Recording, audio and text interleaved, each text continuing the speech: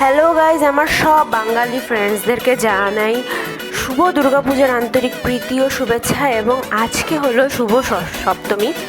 So আমরা ঘুরতে বেরিয়ে গেছি। এখন আমরা যে মণ্ডপে প্রবেশ করছি, এই মণ্ডপটি হলো শক্তিগড় পাঠাগার মণ্ডপ। এই মণ্ডপটি এত সুন্দরভাবে বানিয়েছিলেন ওরা, থিমগুলো এত ভালো। ওরা কোনো পার্টিকুলার দুর্গা ঠাকুর রাখেননি, সব আলাদা আলাদা।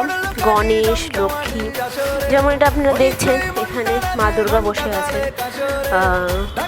শিব ঠাকুরের সাথে। আর এই মাঝখানে ফাউন্টেনটা আমার খুবই ভালো লেগেছিল,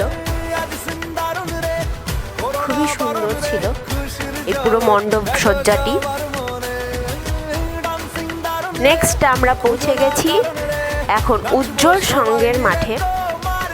এই প্যান্ডেলটিও অসাধারণ, বাট এই প্যান্ডেলের পিছনে একটি বড় রহস্য হলো ঢোকার গেট রীতিমতন জিগজ্যাগ হয় না। পাহাড়ের রাস্তায় আমরা যখন উঠি এদিক থেকে ওদিক থেকে, রীতিমতন ওই গরমের মধ্যে আমাদেরকে জিগজ্যাগ করানো হয়েছে ওখান থেকে। আর এতবার রাস্তা আটকেছে, মানে সবাই ওখানে মানে কেঁদে দেওয়ার মতন অবস্থা। ধাক্কা ধাক্কি দেখতে পাচ্ছেন আপনারা কতটা ভিড়, বলার বাইরে। আর এত গরম শেষমেশ আমি আমার চুলগুলো খুলে গেছিলাম, ওখানে গিয়ে বেঁধে নিতে লাগছে আমাকে। কিন্তু মণ্ডপ সজ্জাটা একদম অ্যাবসলিউটলি বিউটিফুল। ফাইনালি মিনিমাম 20 মিনিটের মতন দাঁড়ানোর পরে এখন আমরা গেটের সামনে এসে পৌঁছেছি। আর জানি না আর কতক্ষণ আমাদেরকে দাঁড়া করা রাখবে। নাও ফাইনালি গেট ওপেন হয়েছে। আপনারা মানে দেখতেই পাচ্ছেন আপনারা, মানে এমনভাবে ধাক্কাধাক্কি হচ্ছিল মানে বলার বাইরে। কিন্তু প্যান্ডেল সজ্জাটা খুবই সুন্দর হয়েছিল। কিন্তু ঢোকার রাস্তাটা যদি একদম সিধা করতো না, তাহলে বরং বলতে গেলে দর্শকদের একটু প্রবলেমে পড়তে কম হতো। এখন আমরা এসে গেছি হচ্ছে সেন্ট্রাল কলোনির পুজো। এই থিমটাও খুব সুন্দর ছিল, ব্লু কালারের।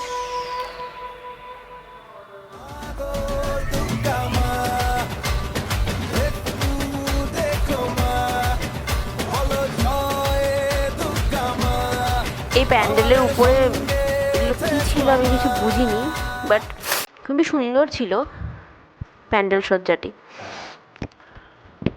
অসাধারণ প্যান্ডেল সজ্জা। দুর্গা মায়ের প্রতিমাটাও খুব মানে চোখে লাগার মতো। এই সবগুলো প্যান্ডেলের এই একটা সমস্যা, ঢুকবে যেদিক দিয়ে বের করবে একদম মেলার মধ্যে গিয়ে। এখন আমরা পৌঁছে গেছি উইনার্স ক্লাব। এর থিমটাও খুব অসাধারণ ছিল। চারিদিকে মৌমাছির চাক, মানে একটু ইউনিক টাইপসের ব্যাপারটা ছিল। গাছ লাগাও, প্রাণ বাঁচাও, মধু সঞ্চয় করো, এমন ধরনের বিষয়টা আমার খুবই ভালো লেগেছে।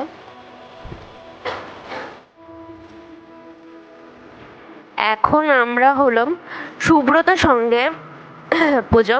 এই পূজাটাও মোটামুটি ঠিকই ছিল, কিন্তু বাইরের দিকে মানে আউটসাইডে যে প্যান্ডেলের লুকসটা ছিল ওটা আমার বেশ পছন্দ হয়নি, অতটা খাস লাগেনি। এটার থিম ছিল হচ্ছে চাষিদের উপরে, গাছ লাগানো, ওরা কীভাবে ধান চাষ করে অ্যান্ড অল দ্যাট। সাইডে এগুলো দেখতে পাচ্ছেন না, চারকোনা উপরে দেওয়ালের উপর বক্সের মতো, এগুলো কিন্তু সব গাছ।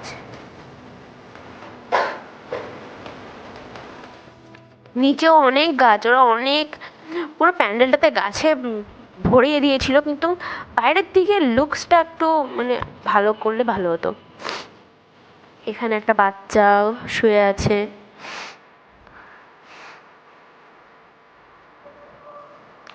ভিতরের লুকসটা খুবই অসাধারণ হয়েছিল। এটা হলো ঠাকুর।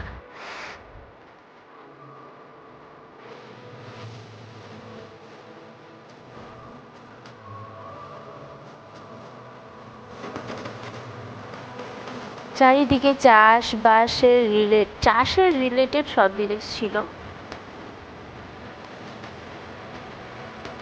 খুবই ভালো লেগেছিল এটা।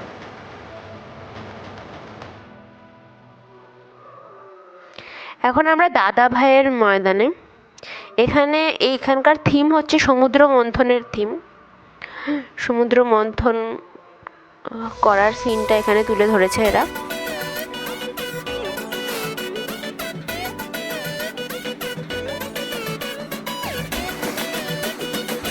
এখন আমরা বেরিয়ে পড়েছি খাওয়া দাওয়ার উদ্দেশ্যে। এখন আমরা খেয়ে দিয়ে আবার আরেকটি প্যান্ডেলে যাব।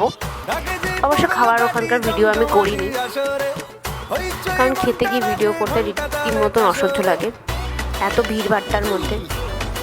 এখন আমরা পৌঁছে গেছি বাঘাযতীন অ্যাথলেটিক ক্লাব। খাওয়া দাওয়ার পরে এই প্যান্ডেলটি অসাধারণ ছিল, খুবই সুন্দর হয়েছিল। গরুর গাড়ি, ফলস গরু বানানো, খুব সুন্দর হয়েছিল। ঠাকুরটাও খুব সুন্দর, একদম পিওর বাঙালি স্টাইলের ঠাকুর। এখন আমরা এসে গেছি অগ্রণীর সঙ্গে। এখানকার থিমটিও অসাধারণ। ব্রিজের নিচ দিয়ে যাওয়া পুরো শিলিগুড়িটাকে এখানে তুলে ধরা হয়েছে। আগেকার দিনে পুরানা শিলিগুড়ি কিরকম ছিল, সেই পুরানা দরজা জানলা।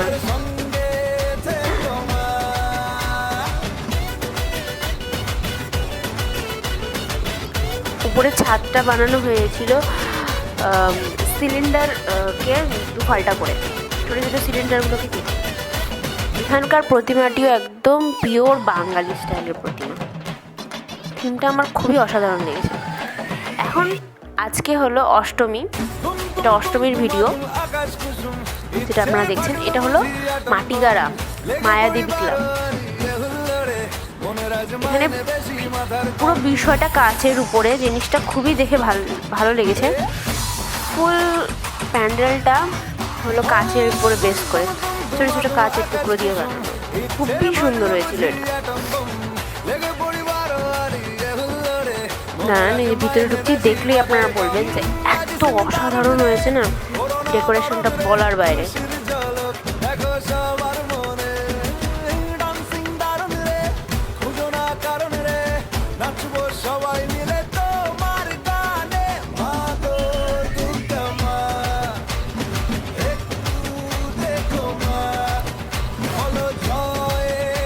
এই জায়গাটাতে যে ছোট্ট ছোট্ট কাচের বলগুলো দেখতে যে অসাধারণ লাগছিল না, বা হেভি হয়েছিল, অসাধারণ। কাছের থেকে দেখলে যতটা না বেশি বোঝা ছিল, মানে সৌন্দর্যটা, মনে হয়তো আপনারা অতটা না বুঝতে পারেন, কিন্তু তাও দেখলে একটু আইডিয়া হতে পারে যে কতটা সুন্দর ছিল সামনের থেকে দেখলে।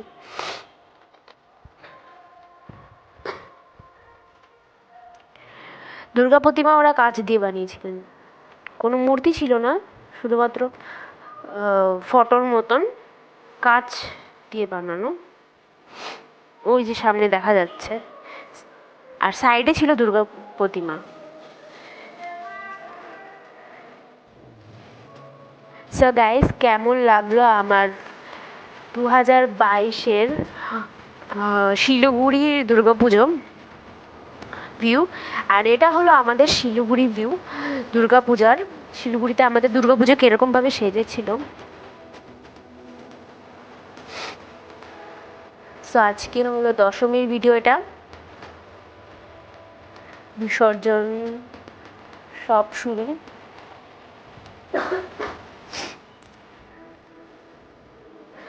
সো থ্যাংক ইউ গাইজ আমার এই ভিডিওটি দেখার জন্য, অশেষ অশেষ ধন্যবাদ।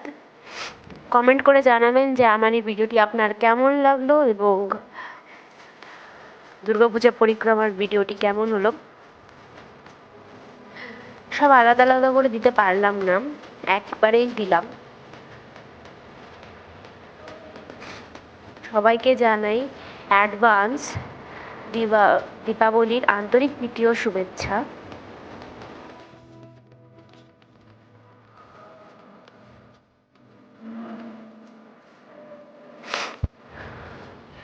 বিজয়া দশমীর আন্তরিক প্রীতি ও শুভেচ্ছা জানাই সবাইকে। সবাই প্লিজ কমেন্ট করে জানাবেন। Thank you.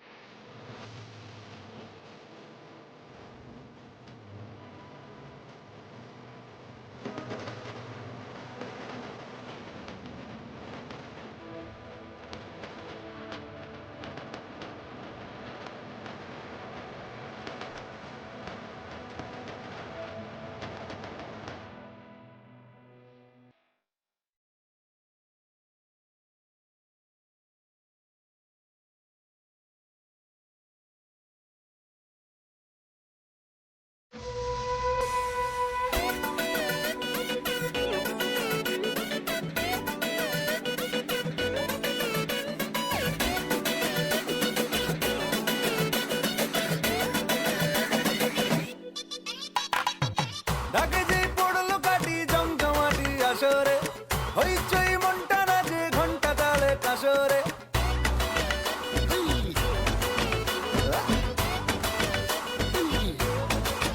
হো, ঢাকে যেই পড়লো কাটি জমজমাটি আসরে, হইচই মনটা নাচে ঘন্টা তালে কাসরে।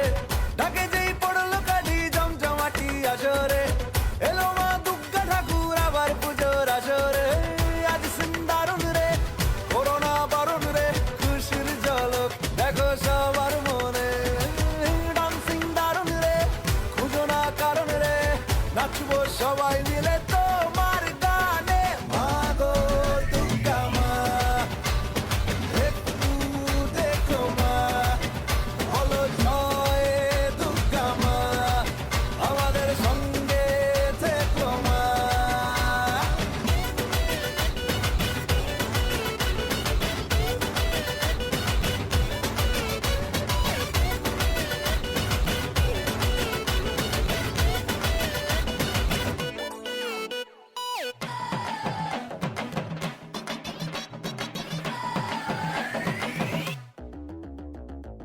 তুম তুম তুম তুমা তুম আকাশ কুসুম, ইচ্ছের ফাটলো বুঝি আটম বম। লেগে পড়ি বারোয়ারি রে হুল্লোড়ে, মনের আজ মাইনে বেশি মাথার কম। এ